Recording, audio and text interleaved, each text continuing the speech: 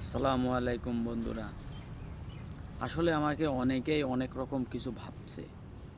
কেউ কেউ আবার ভাবছে যে সাগর পাগল হয়ে গেছে। আসলে পাগলটা তো এমনিতে মানুষ হয় না। মানুষ কোনো না কোনো দিক থেকে কারো কারণে মানুষ পাগল হয়, আমি যেটুক জানি। আসলে আমি পাগল না, আমি যেটি করছি সেটি আমার নিজের পাগলামো করছি। কী কামে মানুষ এই সমাজে এখন বর্তমানে এই দেশ বিদেশে সারা পৃথিবীতে যা বর্তমান কিছু হচ্ছে, এগুলা যদি আপনি মনোরম মনোরম পরিবেশে জিনিসটা ভাবেন, আপনি হয়তোবা এই দুনিয়াতে বেশিক্ষণ বেঁচে থাকতে পারবেন না।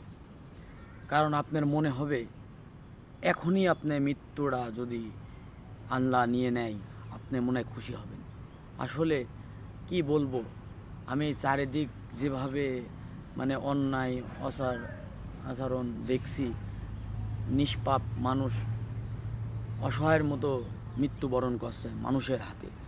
আসলে সব কিছু দেখার পরে আমার মনে হইল যে আমি এভাবে যদি পাগলামো করে যদি বেঁচে থাকতে পারি, তাও আমার কাছে ভালো লাগবে।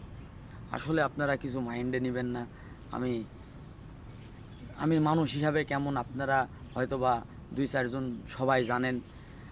আমি মনে করি যে মানুষ মানুষের জন্যে, মানুষ যখন বিপদে পড়ে কেউ তাকে উদ্ধার করার জন্য আরেক মানুষের প্রয়োজন।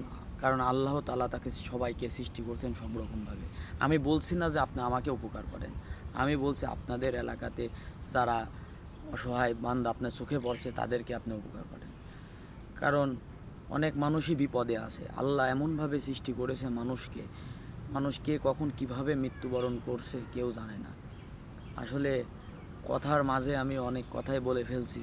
যদি কোনো ভুল ত্রুটি করে থাকি, আপনারা আমাকে ক্ষমার দৃষ্টিতে দেখবেন। আসলে আমি এভাবেই আল্লাহর রহমতে সুখে আছি। আমি এভাবেই বেঁচে থাকতে চাই সারা জীবন, মানুষের সঙ্গে 2-4টি গল্প করতে বা মানুষের সাথে চলাফেরা করতে। আমি গম্ভীরভাবে থাকতে পারি না, এটা হচ্ছে আমার মূল কথা। আমি গম্ভীর পছন্দও করি না। মানুষ আমাকে বলে তুই অনেক কথা বলিস, তোর এত কথা সাজে না, তুই অনেক কথা বলিস অমুক তমুক নানান। আসলে এগুলো আমি ভাবি না। কারণ জীবনটা যেহেতু আমার সৃষ্টিকর্তা আমাকে পাঠিয়েছেন তার একটা কাজ করতে, আসলে আমি সেই কাজটা যখন করতে পারছি না, তাইলে আর আপনার কথা শুনে আমার লাভ কী? কারণ আমার তো মূল মালিকটাই আমার আল্লাহ তাআলা।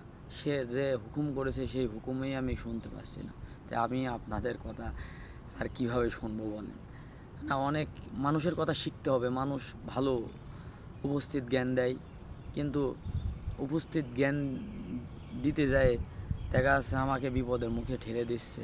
এমন কিছু তো উপস্থিত জ্ঞান সবার থেকে নিয়ে না। আপনি আমাকে ভালো একটা উপদেশ দিলে আমি কেন, আমার বাপও আপনার কথা শুনবে, কথা তাই না? আপনি যদি ভালো একটা উপদেশ দেন, আমার বাপও আপনার কথা শুনবে। বর্তমানে এমন একটা পরিবেশ হয়ে গেছে। আসলে আমি আপনাদের কাছে মাপ চাচ্ছি, যদি কোনো ভুল ত্রুটি করে থাকি আমাকে মাফ করবেন। আল্লাহ তাআলা সবাইকে যেন মাফ করে, ইনশাল্লাহ।